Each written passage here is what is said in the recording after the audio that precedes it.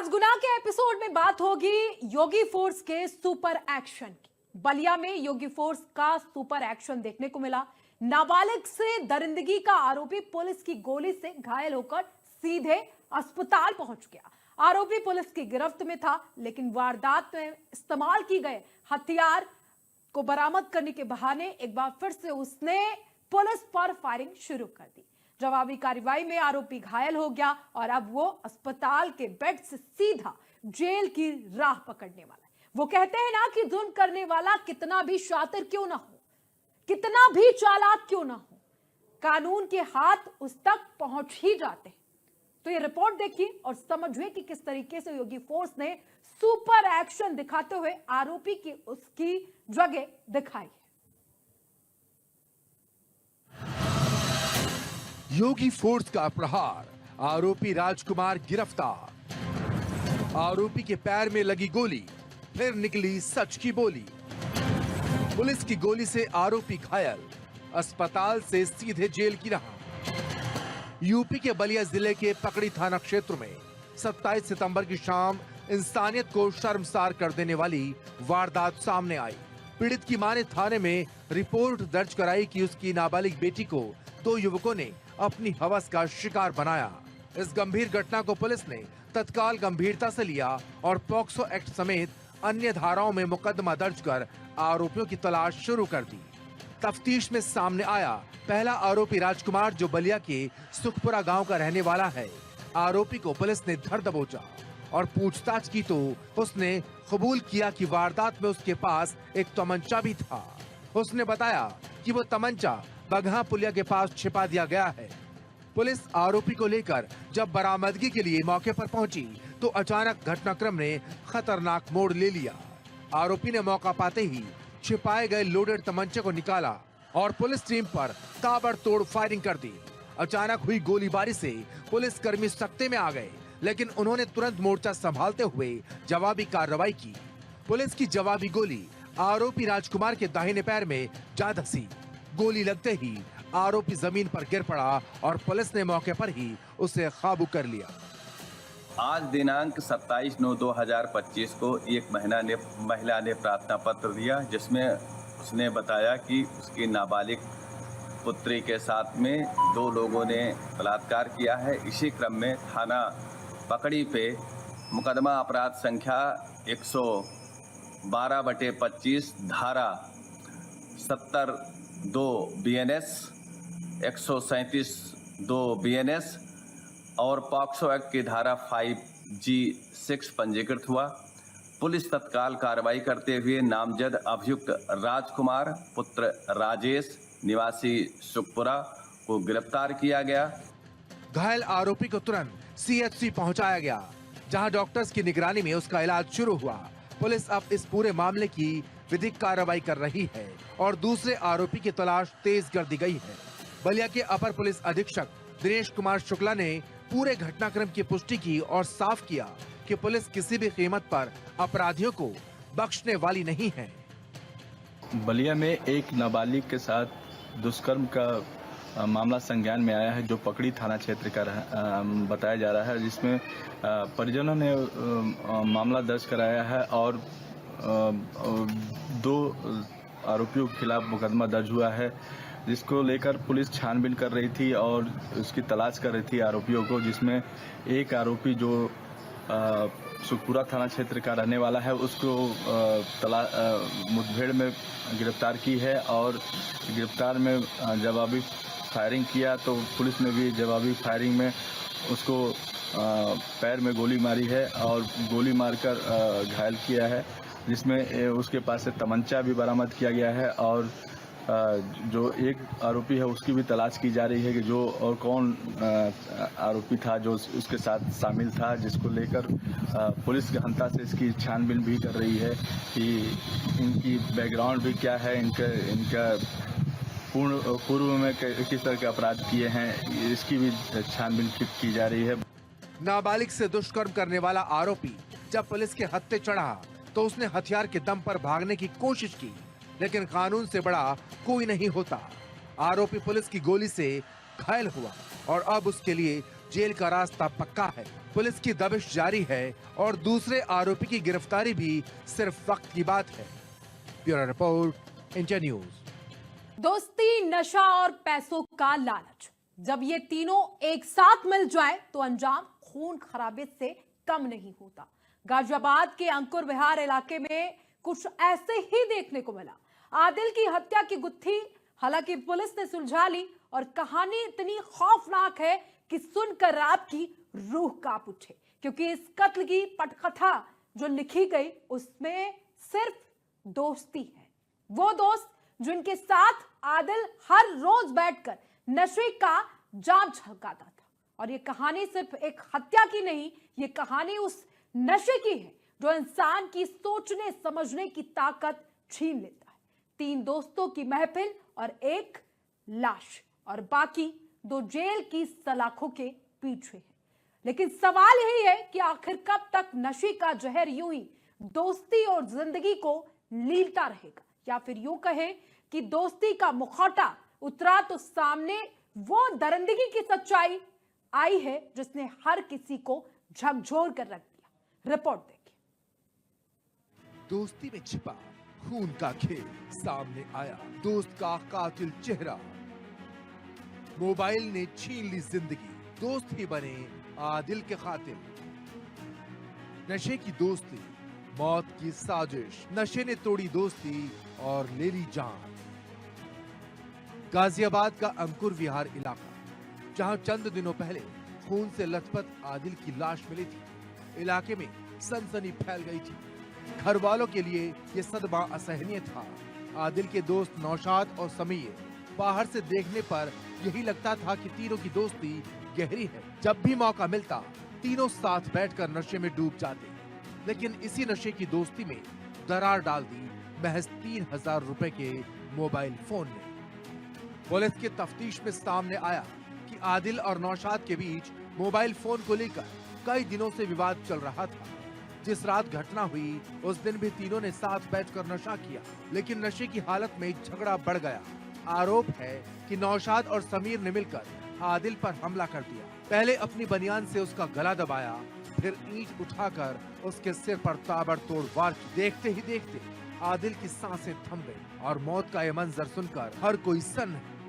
दिनांक 25 सितंबर को श्री असगर हैं जो कि राशिद अली गेट के रहने वाले हैं, थाना लोनी, इनके द्वारा एक तहरीर देकर के मुकदमा थाना अंकुर विहार पर दर्ज कराया गया अपने पुत्र आदिल की हत्या के संबंध में। सूचना ये पुलिस को मिली थी कि एक व्यक्ति घायल अवस्था में एक समाधि स्थल है जब्बार गार्डन, थाना अंकुर विहार अंतर्गत, वहाँ पे पड़ा हुआ है।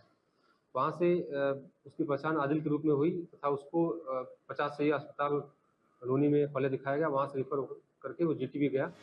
हत्या के बाद दोनों आरोपी मौके से फरार हो गए, लेकिन आदिल के परिजनों ने पुलिस को पूरी जानकारी दी। पुलिस ने केस दर्ज किया और जांच शुरू की। अंकुर विहार थाना पुलिस ने तकनीकी सर्विलांस और मुखबिर तंत्र की मदद से नौशाद और समीर को धर दबोचा। गिरफ्तारी के बाद पुलिस ने दोनों आरोपियों को जेल भेज दिया, लेकिन इस वारदात ने एक बार फिर समाज के सामने बड़ा सवाल खड़ा कर दिया है। क्या नशा इंसान को इतना अंधा कर देता है कि दोस्त की जान लेना आसान हो जाता है? गाजियाबाद के थाना अंकुर विहार पुलिस ने एक ब्लाइंड मर्डर खोला है और 2 आरोपी भी गिरफ्तार किए हैं। और मैं यहाँ जो सर्कल के ऑफिसर हैं ज्ञान प्रकाश राजी, उनसे जानकारी लेता हूँ। दिनांक 17 अगस्त 2025 को एक असगर जो कि राशिद अली गेट यहाँ पे लोनी में है, वहाँ के निवासी हैं। इनका लड़का आदिल शाम को जब घर नहीं आया तो इन्होंने तलाश की। फिर अगले दिन सुबह 18 को भी तलाश की, 18 अगस्त को। 18 की शाम को इनको सूचना मिली कि वहाँ पे एक समाधि स्थल है जब्बार गार्डन, थाना अंकुर विहार अंतर्गत, वहाँ पे उनके लड़का जो है अचेत अवस्था में वहाँ पड़ा हुआ है, जिसके सर पे कुछ चोट के निशान थे। पुलिस को भी सूचना मिली थी। पुलिस ने तत्काल 50 सही अस्पताल उसको लोनी में दिखाया, वहाँ से जीटीबी हॉस्पिटल दिल्ली रिफर किया गया आदिल को, जहाँ पे 19 अगस्त की भोर में 4 बजे उसकी डेथ हो गई थी वहाँ पे। इसकी जब पोस्टमार्टम रिपोर्ट आई तो उसमें मृत्यु का कारण जो है स्ट्रेंगुलेशन आया और उसकी वजह से ब्रेन का डैमेज होना आया था। इसके बाद 25 सितंबर को असगर की तहरीर पे मुकदमा दर्ज किया गया थाना अंकुर विहार पे, और इसमें गहनता से जब जानकारी जांच की गई थी उसमें ये पाया गया कि जो समीर का पिता ने बताया था कि समीर के साथ गया था वो, उसके बाद एक नौशाद है और एक तवाब, जो कि नसबंदी कॉलोनी अंकुर विहार के रहने वाले हैं। इससे मुलाकात इनसे हुई थी आदिल की। इनमें आपस में तवाब से पहले से उसका कुछ विवाद था। तवाब का फोन चोरी करके उसने एक बार बेच दिया था। नशे की लत ने जो है एक दोस्त से एक दोस्त का कत्ल करा दिया था। ये कहानी सिर्फ एक हत्या की नहीं, बल्कि ये कहानी उस नशे की है जो इंसान की सोचने समझने की ताकत छीन लेता है। 3 दोस्तों की महफिल, एक की लाश और बाकी 2 जेल की सलाखों के पीछे। सवाल यही है, आखिर कब तक नशे का जहर यूं ही दोस्ती और जिंदगी को लीलता रहेगा। Bureau report, India news. Jhansi police का बड़ा ऑपरेशन। भोजला हत्याकांड में फरार बदमाशों से मुठभेड़ की गई। गोली लगने से एक आरोपी ढेर हो गया, दूसरा सलाखों के पीछे है। तमंचे, कारतूस भी बरामद किए गए। अपराधियों पर पुलिस की पैनी नजर और अपराधियों के लिए खौफ का नाम बन चुकी झांसी पुलिस। जो कानून से टकराया वो बच नहीं पाया और भोजला हत्याकांड के आरोपी चाहे कितना भी छिपे, अब बचना नामुमकिन है।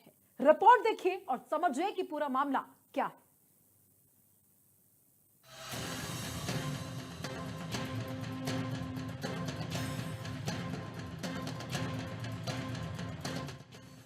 एनकाउंटर में बदमाश ढेर, अपराध पर पुलिस का वार। अपराधियों की खैर नहीं, कानून का हाथ लंबा है। आरोपी चाहे जितना छिपे, अब बचना नामुमकिन। यूपी के झांसी में सीपरी बाजार पुलिस और बदमाशों के बीच जोरदार मुठभेड़ हुई।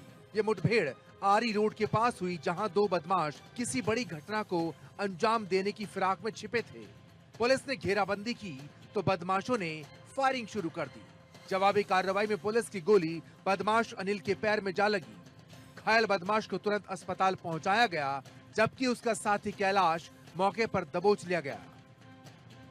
मुठभेड़ के बाद पुलिस ने बदमाशों के पास से तमंचे और कारतूस बरामद की। पुलिस अधिकारियों के मुताबिक ये दोनों आरोपी भोजला हत्याकांड में शामिल थे और तभी से फरार चल रहे थे। दरअसल 8 सितंबर को भोजला गांव में अरविंद यादव की गोलियों से भूनकर हत्या कर दी गई थी। इस सनसनीखेज वारदात के बाद पूरे इलाके में तनाव फैल गया था। सीपरी बाजार पुलिस ने इस मामले में रिंकू यादव समेत 10 लोगों पर मुकदमा दर्ज किया था। हत्या के बाद से पुलिस लगातार आरोपियों की धरपकड़ में जुटी रही। पहले 3 आरोपी जेल भेजे गए, फिर 15 सितंबर को पुलिस ने 2 महिलाओं समेत 4 आरोपियों को जेल की सलाखों के पीछे पहुंचाया। 17 सितंबर को 2 और आरोपी पकड़े गए। 26 सितंबर को पुलिस मुठभेड़ में 3 आरोपियों को दबोच लिया गया। इनमें संजय नाम का आरोपी भी शामिल था, जिसके पैर में गोली लगी थी।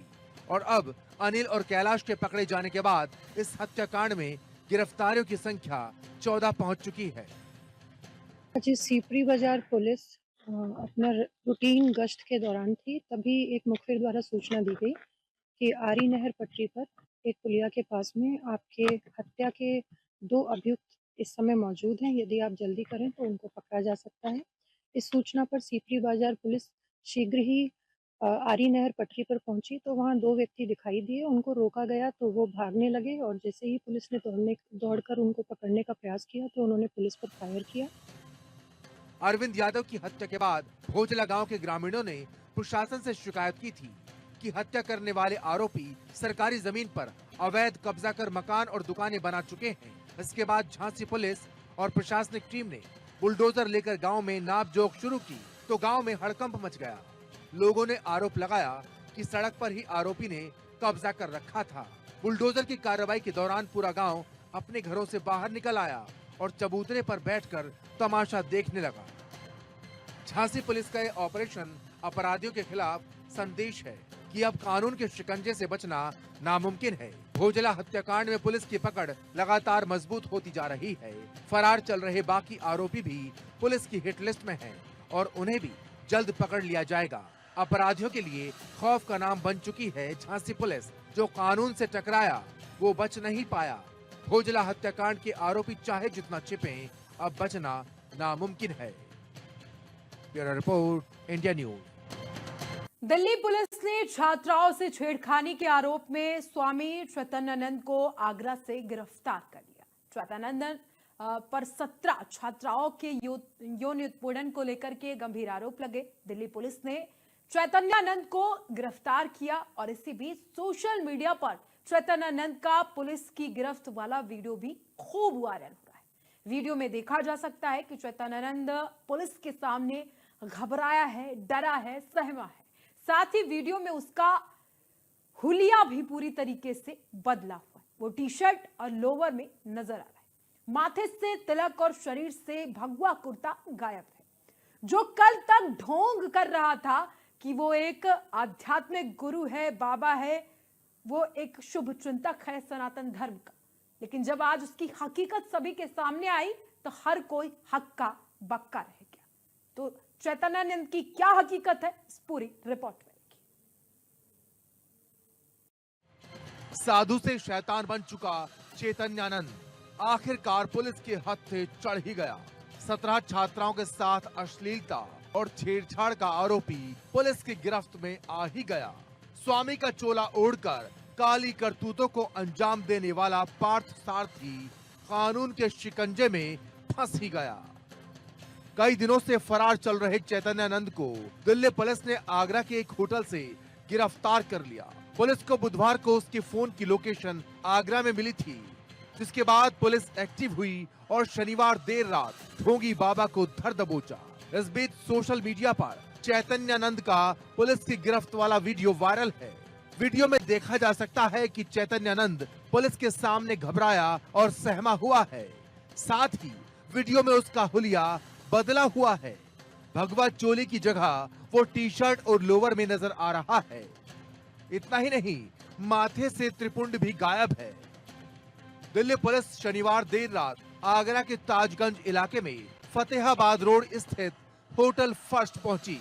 रजिस्टर की जांच करने पर पुलिस को बाबा के ठहरने की जानकारी मिली। पुलिस सीधा कमरा नंबर 101 में दाखिल हुई और करीब 15 मिनट की पूछताछ के बाद ढोंगी बाबा को लेकर होटल से रवाना हो गई। चैतन्यानंद होटल में पार्थ सारथी के नाम से रुका था और उसने रेस्टोरेंट से खाना मंगवाया था। चैतन्यानंद पर दिल्ली के वसंत कुंज स्थित Shri Sharda Institute of Indian Management की 17 छात्राओं के यौन उत्पीड़न का गंभीर आरोप है। इसके साथ ही इंस्टीट्यूट की करोड़ों रुपए की कीमत वाली जमीन को ट्रस्ट बनाकर हड़पने के मामले में भी आरोपी स्वामी चैतन्यानंद और स्वामी पार्थ सारथी को पटियाला हाउस कोर्ट से शुक्रवार को करारा झटका लगा था। कोर्ट ने उसकी अग्रिम जमानत याचिका खारिज कर दी थी, जिससे स्वामी पर गिरफ्तारी का खतरा मंडरा रहा था। ढोंगी बाबा गरीब छात्राओं को रात को अपने कमरे में बुलाता था, उन्हें एग्जाम में नंबर कम करने या फेल करने की धमकी देता था और ब्लैकमेल करता था। पीड़ित छात्राएं EWS स्कॉलरशिप योजना के तहत post graduate management diploma course कर रही थी और छात्राओं की गरीबी का फायदा उठाकर वो उन्हें अपनी हवस का शिकार बनाता था। बाबा का ये खेल करीब 16 साल से चल रहा था और उसके इस गंदे खेल में उसकी गिरोह के कई लोग शामिल थे। पुलिस ने संस्थान की 3 वार्डन्स के बयान दर्ज किए हैं, जिन पर चैतन्यानंद की मदद करने और आपत्तिजनक संदेशों को डिलीट करने का आरोप है। करीब 50 छात्राओं के फोन से बरामद व्हाट्सएप चैट से 16 सालों तक चले यौन शोषण के सबूत मिले हैं। अश्लील संदेश और जबरन शारीरिक संपर्क की घटनाएं भी शामिल हैं। इसके अलावा सीसीटीवी फुटेज डिलीट करने के आरोप भी सामने आ रहे हैं। तो वहीं डीवीआर को फॉरेंसिक जांच के लिए भेजा गया है। Bureau report, India news.